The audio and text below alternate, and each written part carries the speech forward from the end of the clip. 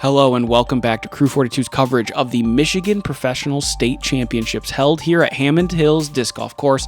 This is our MPO Lead Card, final card for the tournament, back nine coverage, and on the commentator's mic with me, I have Mr. Sam Smigiel. How we doing? I'm doing great, Zach. We are in the final stretch here at the 2025 Michigan Professional State Championships. GT and Frank tied at 22. Austen a couple strokes back. Nick had some struggles with a couple really nasty rollaways on the front nine. Hopefully he can clean it up and salvage himself a good round. It's a race to the finish here as we have other players on the course shooting hot rounds right now. So our leaders are going to need to stay on top of their game as we have hole 10, 264. Just a straight putter down the center. Give yourself a putter's chance at least at getting the birdie. About like that. It's going to be a little bit long, but you should be inside the circle. I like being on the backside of the basket as well, as it doesn't feel quite as death putty. Yeah, it feels a little safer. Yep, than the front side, which definitely has a little lower down the hill. Frank gets a kick early, so a chance for GT to get a stroke on Frank here. Austen with a good drive, but leaks past the basket. What do you think is going through Nick's head right at this point? He just lost, +5 on 3 holes, 3 nasty rollaways. What's he got to do to shoot well, and what do you think is going through his head? I mean, just the thing about all of his shots, that all of his full shots that he throws or that he's thrown so far have been fine. It's just these little kind of finicky upshots, these putts where he's got some bad luck and had the last hole had an upshot that wasn't the best. So really he's just got to stay composed and worry about executing the next shot and try to get himself a birdie. Unfortunately, he misses that one there. See if Austen can get himself a nice birdie there. He wants to be in the conversation still, gets himself within 1 stroke of Frank and GT at the moment. GT with a chance to extend it back to 2 and a stroke on Frank. This basket gets him again. That little bit of elevation leaves it low. Nick with his comeback putt gets the par. Have a couple more tap-ins, and I keep teasing a little bit, but I mean, if you're from Michigan, you know who. Marweed is on the prowl, shooting hot right now. He has closed the distance within a couple strokes as he is about 2 to 3 holes, depending on where we're at, ahead of this group. So if he gets enough birdies and gets ahead of this card with score, he can force them to play from behind rather than trying to, keep the pad in front of him. So see what he can do here in a minute with a hole 11, 444 feet. You've talked about it in rounds 1 and 2. You really just want to kiss the hill right where the drone is at right now and trickle down this tunnel here towards the basket. We've seen Parker just hit the gap perfectly 2 rounds in a row. That leaks you in the back zone where you can see some OB and some trouble back there. This is looking pretty good. And if that stops there, I think he's going to have a step out for a putt. It's still flying, actually. It's still in that bush. Legend says, to this day. No, I'm just kidding. Here's GT now. He's been so close. He's nudged the hill nearly perfectly, but doesn't quite get the right ground action. And really, again, just kind of an unfortunate skip. I thought that was the shot. That was really. it. I wouldn't, if I was his caddy, I would tell him do the same thing 100 times and 90 times. It's going to be great. Exactly. Unlucky from GT there. Oh, he's not happy with this as it is inside. A little early. Yeah.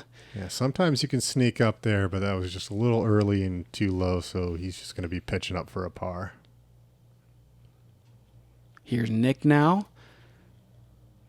This looks like a decent line. He's got to get inside quick. Roll. The one time I'm asking you to roll. There you go. A good roll for Nick. They do exist. He's going to be circle's edge and a chance for birdie. And you called it perfectly. Frank's just going to pitch. Yeah, no run in the putt from there. There's too low of a ceiling, and you're just there's just nothing. GT with another opportunity here to extend the lead back to 1 over Frank. Ooh. Too far left. That's two missed putts in a row. So That's right. That's definitely getting into his head. He's feeling the pressure. Yeah. Good to see a birdie from Nick there. Nice bounce back. Austen with a chance to tie the leaders here, as he's only one back, and he does so. So we have a 3-way tie on our lead card, and spoiler alert, where's the sound effect for do-do-do, right? Andrew Marwood, is now also tied with the leaders 2 holes ahead. Yeah, I was actually on the card with Andy, and he was shredding. Looking dangerous out there as our lead card needs to get some birdies together to try to keep the pad, or at least keep the lead over Marwood, who's just screaming up the leaderboard. Hole 12, 488 feet. Try to get your hyzer into that sunny patch and the fairway there on the right, and then just pick your gap and get around the scenic trees for a birdie opportunity. There's the basket right there. I like this hole a lot. That green area is just so scenic. Mm-hmm. You've got kind of that spider tree.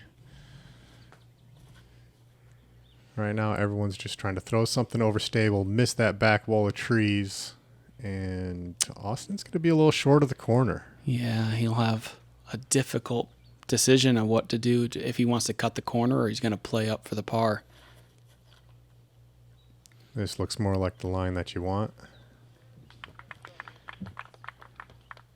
Maybe a little long of ideal, but he's going to have a shot at the basket. I don't mind being a little deeper. It feels like the kind of spike angle a little bit is easier to hit on that approach. You can throw something a little more stable if you want to, and you can... Yeah, just the line tightens up a little bit. But like that, lot of holes... like right there is like, set your disc in a spot. That's the spot. That it is. That right there. We did it. He's done that all 3 rounds too. He did. GT has like... There's been a few holes out here where GTs are like, this is boring. This is too easy. And he's just like, hole 9. Good place to be. Yeah, he's absolutely shredded. Hole 12, he's done that all 3 times. He's making it look easy. I guess he got a little bit further around the corner than I thought he did.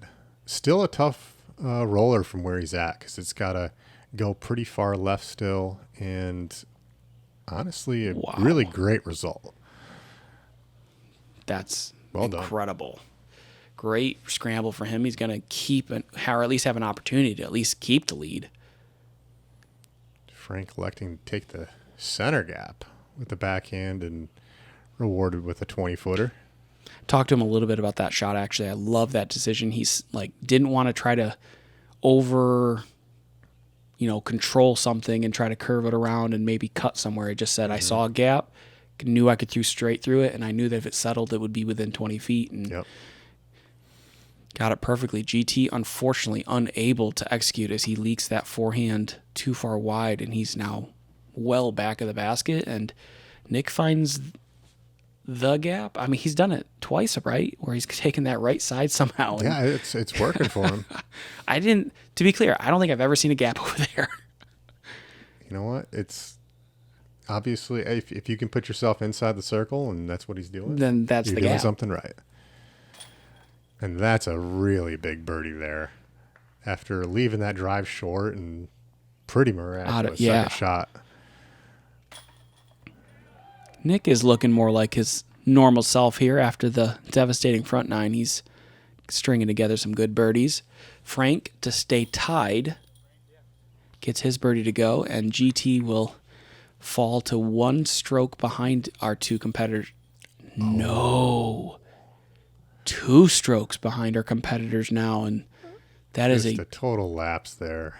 Yeah. That is just really... You can't do that. You can't, down the stretch, you can't let it happen, but it does for GT there. And we're going to move on to hole 13, 599. This can be a make or break hole. You can see a little army putting happen if you're not in the right position. Hyzer here into the initial gap, and then forehand to get near the anthill, and hopefully you can make an uphill putt. Our field seems to get better at this hole the longer the tournament goes on. I will say that. We haven't seen really any big issues on the anthill yet, But being final round, we've just only got a couple holes left. It's tight at the top. We'll see how the competitors here can manage that pressure.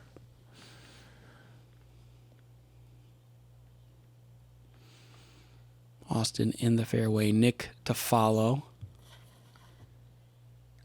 Yeah, there's really not a lot of stress here on the drive. That gap is pretty open. It's very close to the tee pad. I mean, that's pretty ideal landing zone. I thought I was seeing double. They threw the exact same Raptor, same color, just slightly different color stamp. One was purple, one's shimmery silver, but the second one landed. I thought I was in deja vu for a minute. I had to check for the matrix real quick, and no black cats. We were good. Frank in the fairway here. GT needing to right the ship now. He can't. There's not enough holes for him to correct it later. It's leaking left, but yeah, again, cuts a little tight, but there's going to be a flex forehand over there, so everyone's in position still for birdie. Yeah, GT's got a really overstable Firebird he likes to throw on Anheuser, so should be able to create something. Frank first. Get a little skip. Ooh, caught himself a root there. Did not get a skip towards the basket, so he's going to have about a 40-footer. It doesn't feel runnable from there, unless you're desperate, right? Oh, you've got to run it. I mean, he's tied for the lead right now? He is right now, and Austen just put it right where you're supposed to, yeah. I mean, a 40-foot putt, you've got to run it in this position.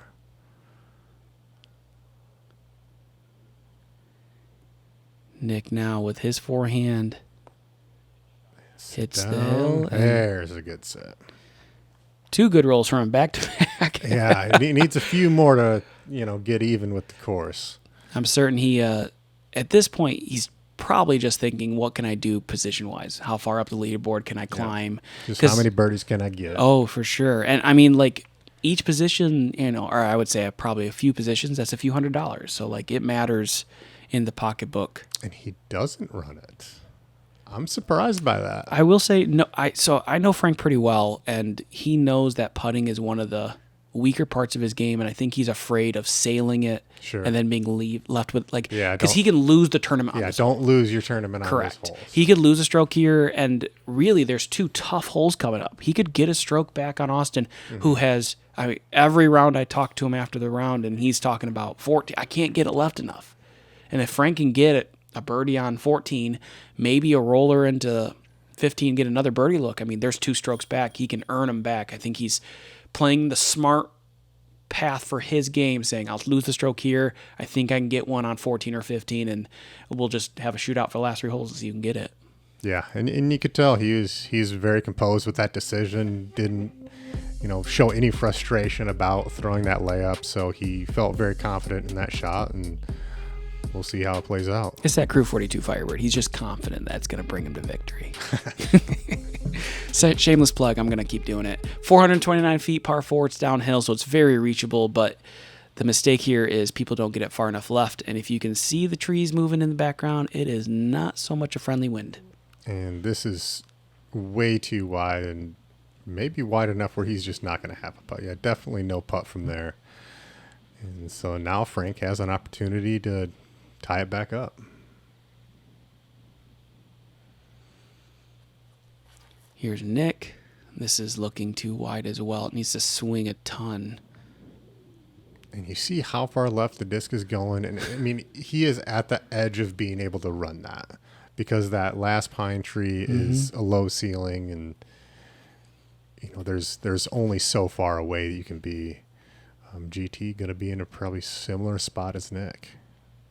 Looks like he might be carrying a little bit more. Actually, yeah, got a little bit of wind lift.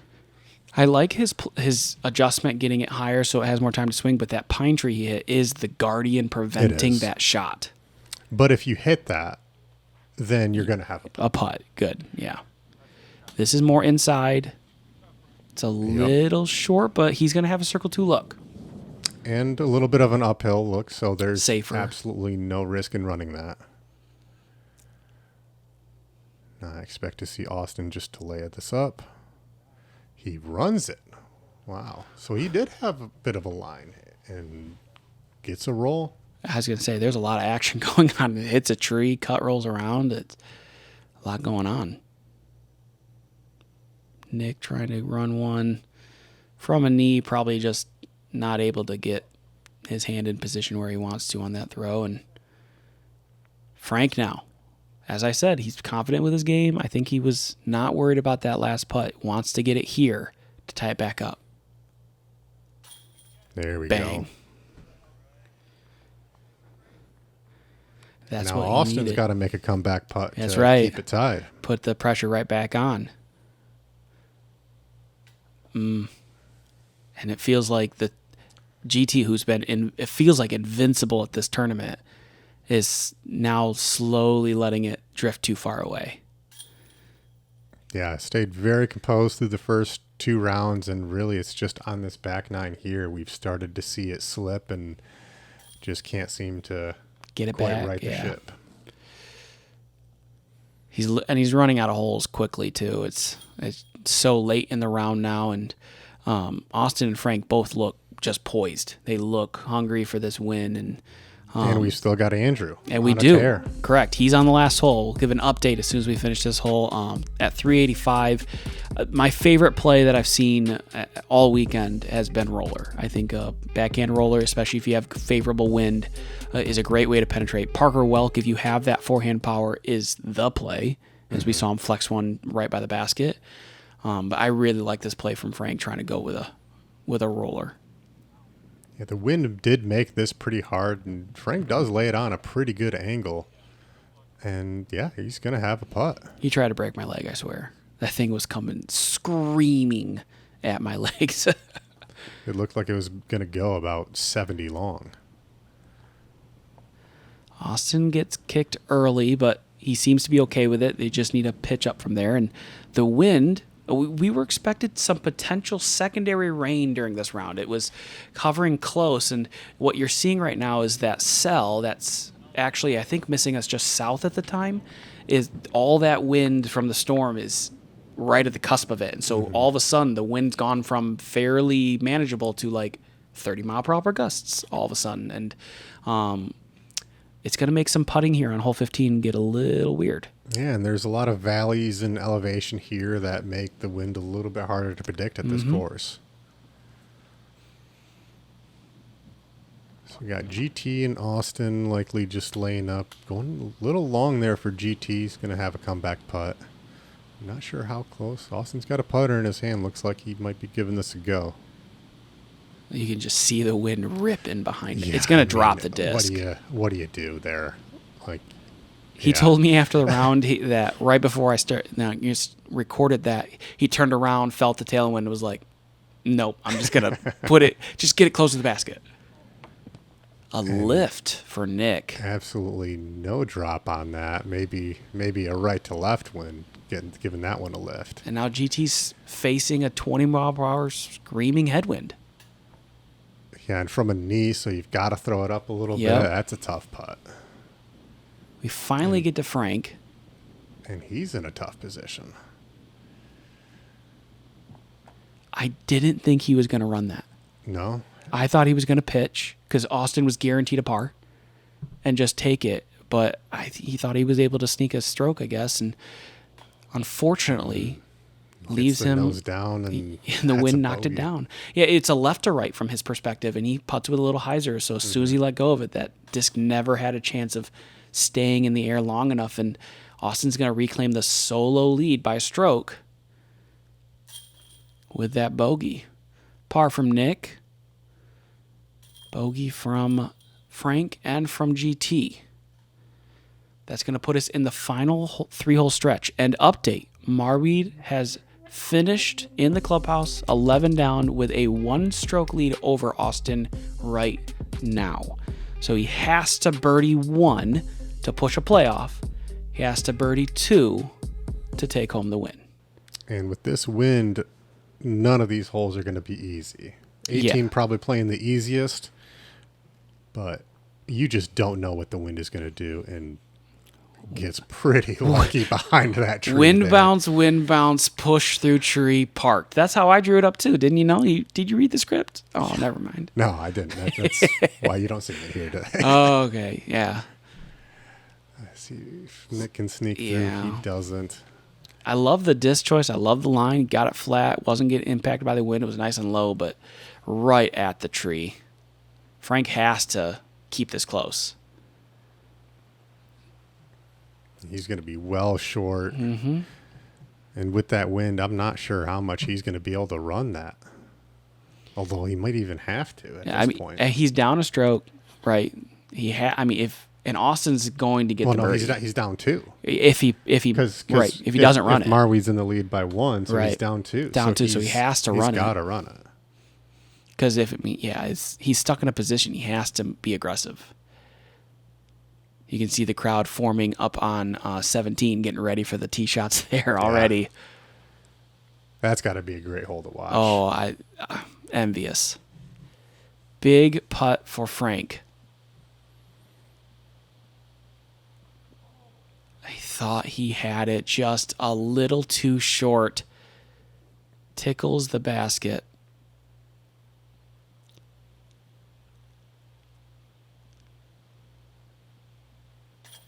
GT gets the birdie. And Austen is going to now tie Marweed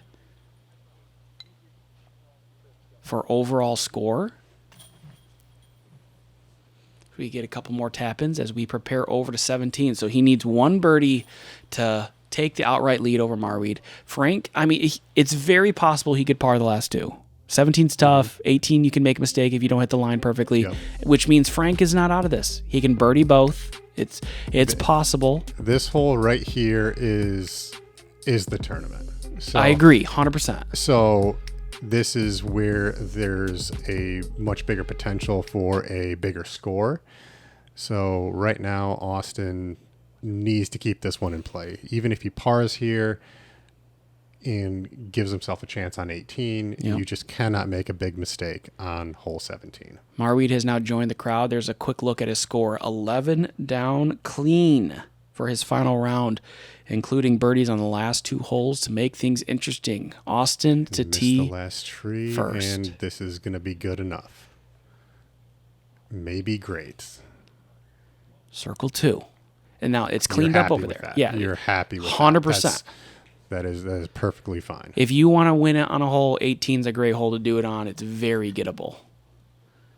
Oh, and GT never quite ever figured out this hole. Just couldn't quite commit the right line. No, and with his forehand, I would almost, I don't want to say expect him, but after messing that drive up for 2 rounds, I would almost expect to see maybe try the forehand. Mm-hmm. Great drive there from Nick. That's how you draw the backhand. Absolutely. Must get for Frank. Absolutely. A par here essentially ends it for his title run. It's got to turn. And there's a putt. And him and Austen are going to be right next to each other. I'll be interested to see who goes first. Yeah, that makes a difference.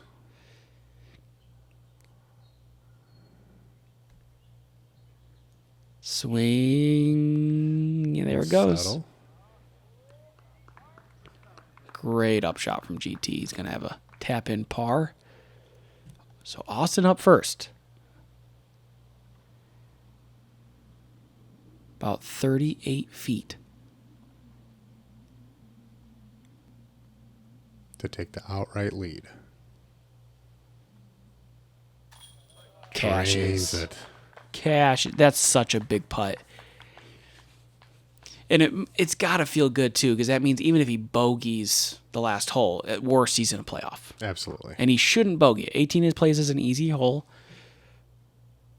And Frank, too low on that putt, is going to essentially end his run. He's going to need Austen to bogey and him to ace at this point to really be in. Yeah. He has to ace to tie Marweed, so, which is possible. 18's an aceable hole. We saw Joe scare the basket. We saw Nick scare the basket in round 1, so maybe it's Frank's turn. I'd love to see it. I'm for it. I I don't care who it is. If you ace on my channel, I love you forever. I just will. All right, taking a look at 18, 299. Austen, all he has to do is hit this gap, get anywhere in circle 2. Yeah, just get yourself inside of 100 feet. Just even, I wouldn't even be surprised to see him throw a backhand here. What's the mistake he can't make? You can't overturn the forehand early and get a bad kick. And this is going straight, it's fine. As long as it doesn't go too far in there, he's gonna have a little bit of work to do, but he's close. Yeah, that helps a ton. He is within 100 feet. He's got something to work with. Mm-hmm.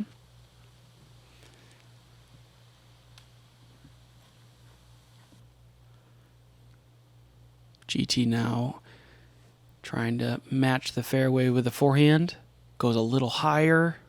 This is looking good. Cuts inside. You'll have a putt. That looks great. Circle's edge, probably circle 2. And Frank's throwing your favorite disc. Yeah, it is. And that's about the perfect line right there. Gave it an effort. Tried to ace with your disc on your channel. I mean, I'd have signed it. Wouldn't that be something? Nick with the layup to finish up his tournament. He had a much better back 9 here from the round. Did a nice job of keeping his composure. That's the GT we've been seeing all weekend. Yeah, great putt to finish his tournament. Not going to take home the win this year, but awesome showing from GT Hancock. Austen pitching out under the basket. And he is your 2025 champion. He is. He's going to round up. He's handing his disc off to his caddy, and his caddy's like, no, shake my hand. Congratulations, you did it. Yeah. at a moment like that, you just don't know what to do. Yeah, your emotions are everywhere, and very, very nice moment for Austen. So he's going to tap in, and congratulations to Frank finishing 3rd, 1 stroke behind Marweed, who made a valiant effort to try to push for his 4th championship, but it's going to be Austen who walks away as the 2025 champion.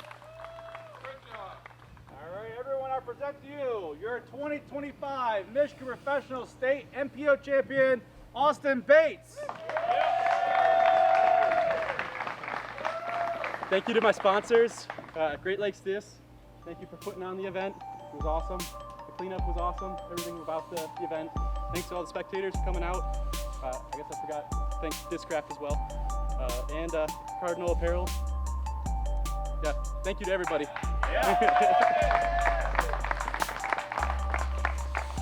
That's going to do it.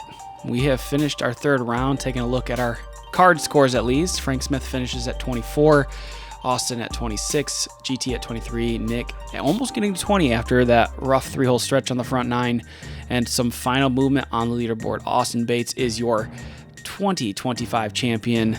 Andrew Marweed finishing at 2nd, Frank in 3rd, GT in 4th, and Parker Welk also moving up the leaderboard into 5th place. So lots of movement on the leaderboard, but Austin's going to be the one walking away with a title. Sam, thanks so much for joining me for this tournament. Yeah, thanks for having me. Congrats to Austen. Great showing this weekend, and we'll see you next year.